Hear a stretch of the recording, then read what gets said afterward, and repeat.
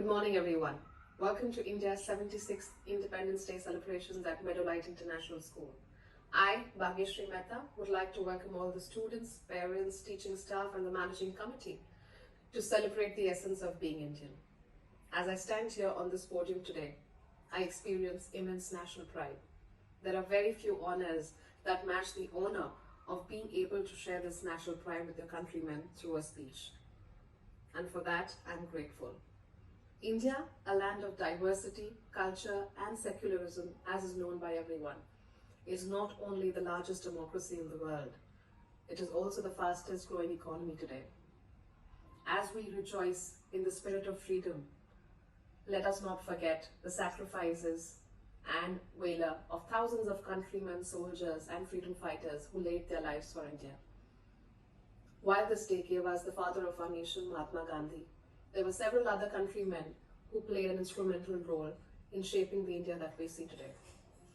Some of these leaders include Jawaharlal Nehru, Mangal Pandey, Shahid Bhagat Singh, Lokmanya Tilak, Lal Bahadur Shastri, Sarojini Naidu, among countless other countrymen who fought with grit, a patriotic spirit, and bravery to see India shining in all its glory. Let us salute their patriotism and also make a promise to them by ensuring that we continue to strive for an India that sees its flag flying high today and always. The last 7 decades have seen India come a long way. Today, home to 1.4 billion people, India is the most populated country. India's literacy levels stand at 75%. Thanks to India's economic growth, in the areas of technology, AI, finance, warehousing, healthcare, among many other industries, we have now risen on a global level. As India moves towards more economic growth and sustainability, it is only time before we see India overcoming challenges like illiteracy and poverty and becoming one of the most recognized global superpowers in the world.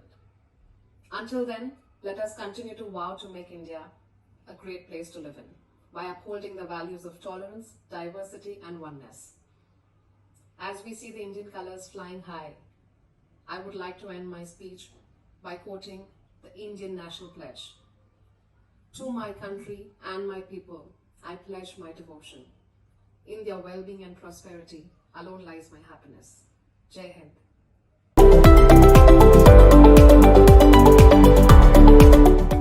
Hello everyone, welcome back. I am Bageshree. As you may have just guessed, today's video is all about Independence Day. India's 76th Independence Day celebrations are around the corner.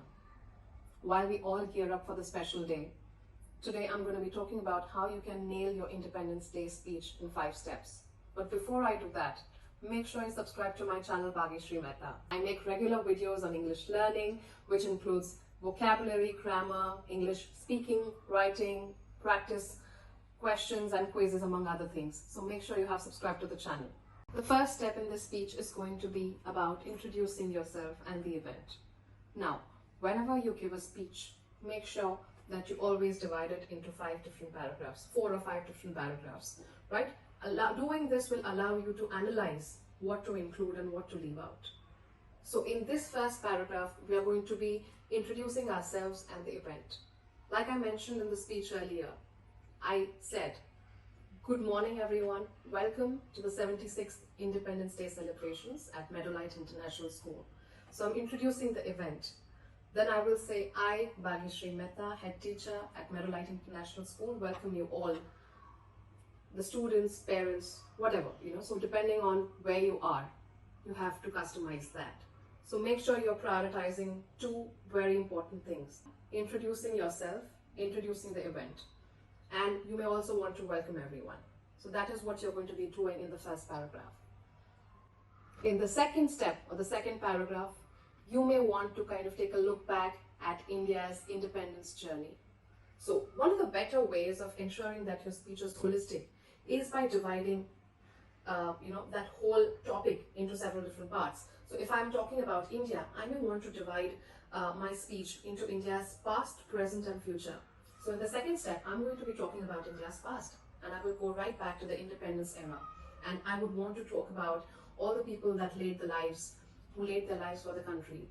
You can also take a few names. You can talk about Gandhiji's freedom struggle. You can talk and share, what other leaders did. So you are going to be, I think, using about 7 to 8 lines talking about India's past. In your next step, you would want to include India's present statistics and the current situation. If you think that India is exceeding in all spheres of life, in terms of technology, finances, healthcare, if there is any statistics that you have to back this up with, you must include that in this step. This is your time to talk about, where India is making inroads into, where it is spearheading. So any statistics that you have will be very helpful. Make sure to not quote things without checking them. In the fourth step, you are going to be talking about India's future. If there is any predicted growth rate, if you see India becoming a superpower, a global power in any particular area, if you have any hopes for India, if there is any mission that you believe in, this is the time you're going to be talking about that. It's all about where you see India going in the next 10 years. Do not talk about things that are not realistic. Do not talk about things that have been imagined by you. For example, if you think that India is going to be launching several space missions, in the next few years, without really knowing much about them, do not talk about them.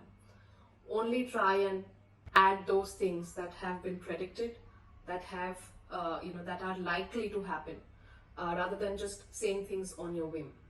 Okay, so in the fourth step, you're going to be talking about India's future and what your hope for India is, basically.